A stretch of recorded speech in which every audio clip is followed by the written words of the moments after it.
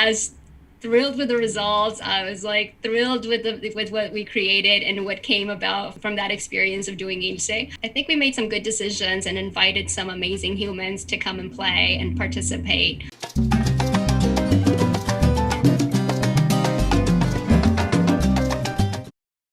Hey, Common Sense, thank you so much for joining us today. I have the pleasure of introducing you to not just an actress, but she's a writer, she's a producer, she's also a doctoral candidate. Please help me welcome the wonderful, the talented, award-winning, outstanding Ruth Livier. One of the things that I love about you is that you are a go-getter.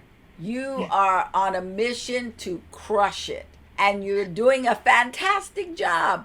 And I love that somehow your brain said, hey, I'm going to do a web series, especially during a time when it was the Wild Wild West. There wasn't really a cohesiveness to taking a project and putting it on the web. And Right. So you had done Ylse, not only put your money where your mouth is, but you created a show that did not put us in a stereotype position. So let's talk about that. What made you choose that story to say, this is what I'm banking my career on? Right. So I had written Ylse as a half-hour dramedy, nowhere to get it done, right? We finally had the technology to be able to afford to shoot it and edit it on the computer and distribute it online, having all of this production and distribution capabilities at our fingertips. Dije, hay que hacerlo. Now, for me, it was like, okay, a modern Latina como nosotras, right? Stories that we rarely see that are also a part of the Latino American experience, where como lo estamos haciendo aquí, bicultural, bilingual, second to nobody, right? We're the stars in our own stories and in our own lives. So those are the stories that I was interested in telling. And female-driven, Latina-driven. That was the motivation, following that model that Dennis Leone of having, obviamente, a very diverse cast and behind the scenes crew, muchísimo Latino también, right? And directors, Elizabeth Peña came and directed an episode. I mean, talk about a supportive, amazing human and a role model as an actress and as a human being. So now you are the boss on Ylse. You are driving the story, you are driving the crew, you are driving the actors. What did you bring with you to help you facilitate it?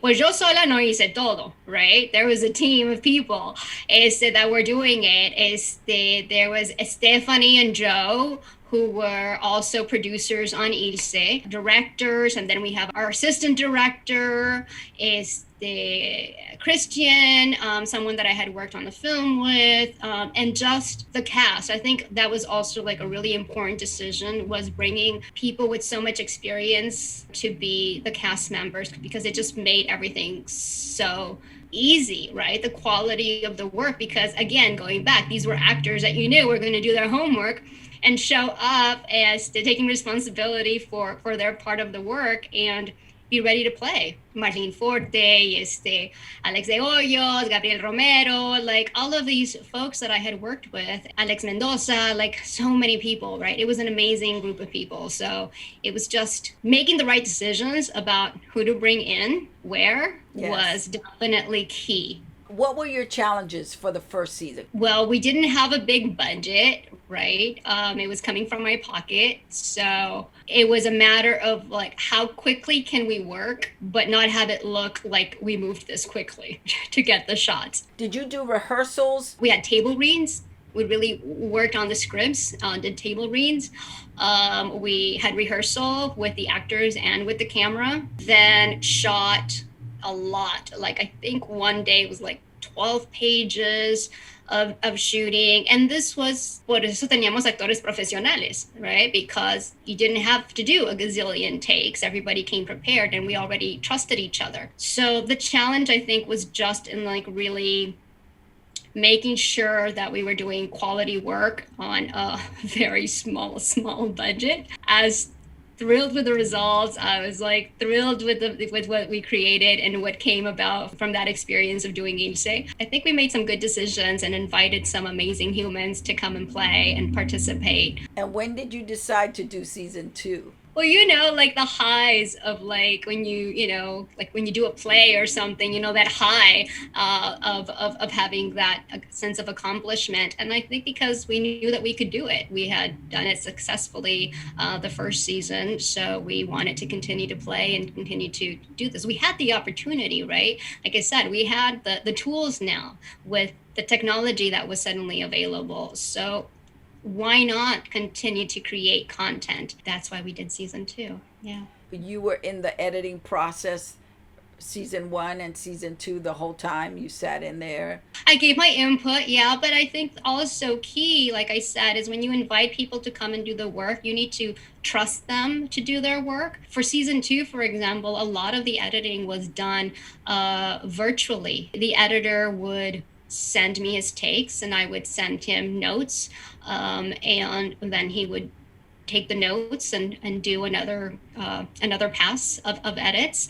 And same thing with the music, right? I would listen to the music and I would give notes, and then the composer would make adjustments. And their work was so good that it was easy in that sense. From what you're saying, you relied a lot on collaboration, from working with producers to your directors to the cast to the editors. Absolutely. The composers, musicians, absolutely. What are 2 or 3 tools that you bring into collaboration with you in order to make it successful? Because collaboration can blow up in your face. It could be horrendous. You need to be able to trust each other, whether you're doing a play, right? You're trained. Some of the acting exercises in theater is you stand there and you fall, right?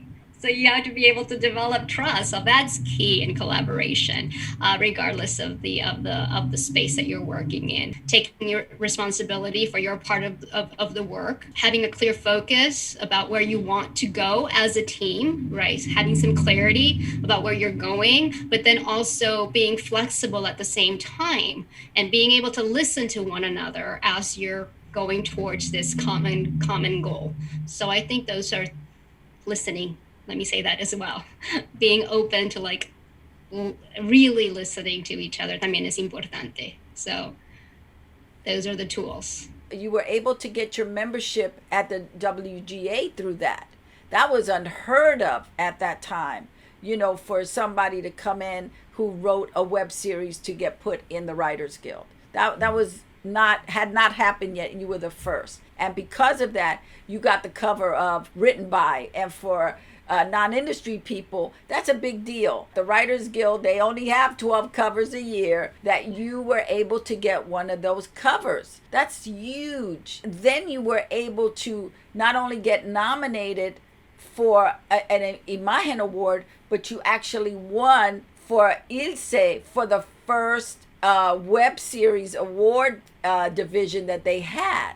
Recognition, I think, for doing something that for me was just, I don't like this phrase so much, but it's just kind of like common sense that I would take advantage of the tools and do it. I didn't think beyond, well, why wouldn't we do this?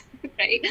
So everything that came afterwards was surprising in a way. See, like the cover of the Writers Guild, no me lo esperaba. Like it was something that wasn't expected. What were your expectations when you were venturing to do your first project?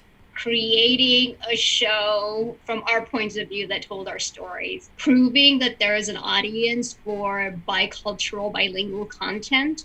And that's one of the things that I did learn, right? Because I was getting emails from different places around the globe. Right. And one of the themes that emerged was that there's so many people around the globe that have this bicultural, bilingual experience. Right. There are different cultures and different languages, but it's a universal experience.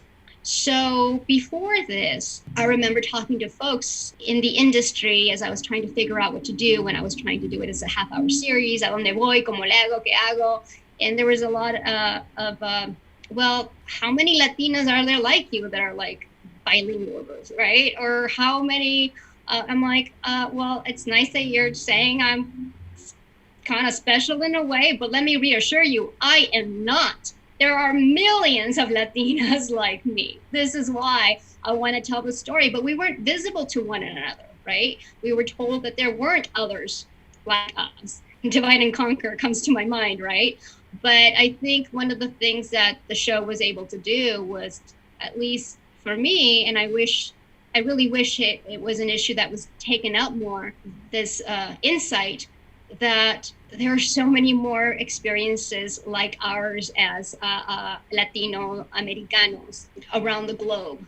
So the audience potential was huge. When you're pitching a show to white executives, they don't know our experiences. And all they know is what they've seen regurgitated on television and film, which is we're gangsters, we're criminals, we're the hired help, we're the undocumented workers. They don't know us. They know the stereotype of us. So to bring to them an authentic show where you just show Latin people being who they are with no apologies is so foreign, because as you were talking, I'm hearing pushback, pushback, pushback. You can't do that. That hasn't been done. So you can't do it because it hasn't been done. The fact that you did it and you proved your point, how does that make you feel? I was just doing what I felt needed to be done and could be done.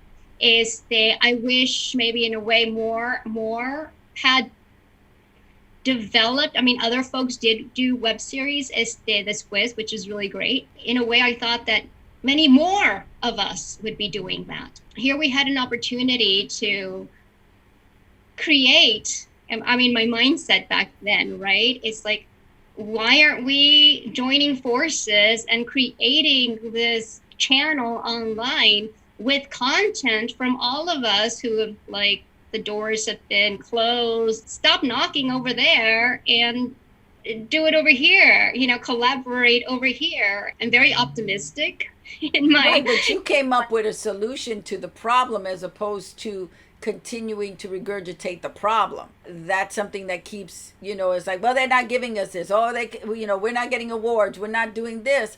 But there's a lack of responsibility, lack of information. Every award season, be it the Emmys or the Oscars, all I hear is Latinos aren't being included. And it's like, hello, it's a campaign. You have to campaign. It's not going to drop from the sky and say, oh, because you're Latino, we're going to give it to you. Millions and millions and millions of dollars go into these campaigns. And if you don't have the money, then you got to come up with a very brilliant way to get your stuff seen by people. Again, I'm just going to give you your props because you saw a problem and you said, you know what? I can see it being done this way. And so you just did it. People weren't opening the door for you. They weren't saying, oh, Ruth, come in. We've been waiting for you, Nana. We love you. We want to embrace you. Ooh, a Latina who just came off of a big series. We just love you, girl. Come on. What do you need? We give you everything you need. You didn't get that fanfare. You got the door shut in your face. But your commitment continued to show up, and the proof is in the pudding. You have 2 seasons of a show that you forged ahead with. It would be lovely if we could get all Latino creatives to just say, we don't need to wait for Hollywood. We can create our own. I see a lot of talented actors out there, but when you say, do your own project, oh, I can't. I don't have the money. Today, we don't need a lot of money. If we have a phone, we can shoot something. It does not require a lot of money. You utilized your friends, your professional friends. You say, hey, let's band together. Let's do this. You brought in collaboration. You brought in community. You brought in professionalism. I think that's it. I think that is the key to doing our projects, because when you started doing Ylse, the technology wasn't as advanced as it is right now. You couldn't pick up a cell phone and say, I'm going to shoot with this phone. No, So even no. though you were able to do it on a much smaller budget, probably, you could shoot that same series now, maybe for a tenth of what you used. Sí, yo creo que sí. I think you're right. We have to just come up with creative solutions. As creative folks, I mean, our brains are always thinking about the what if, what if, what if, the magic if, right? So also put it to work, not just within the work, but in the whole structure of it all. What if this were structured this way? And yeah, there's a lot of issues that systemic that perhaps slow us down, but no sé, soy optimista. I am always thinking about, okay, so what are the issues and what else can we do? ¿Por dónde le entramos? ¿Por dónde le hacemos? ¿Dónde vamos? Si no nos invitan a la fiesta, ¿cómo hacemos nuestra propia fiesta and make that the thing, right? Your first season, you didn't have a huge audience, and that the second season it grew to a really huge audience wanting to see what you were doing. But you put that in motion. You didn't stop and go, well, you know what, we didn't get a lot of eyeballs, so it didn't work. We're not doing it again. To me, that's courage, that's commitment, and that's tenacity to say, there's something here, I'm gonna do it again. Today we're so caught up in social media and the TikTok and the Instagram, and and if you don't get the eyeballs in that post, you delete the post. So it becomes not about the content, it becomes about the viewership. And I think first it's got to be about the content.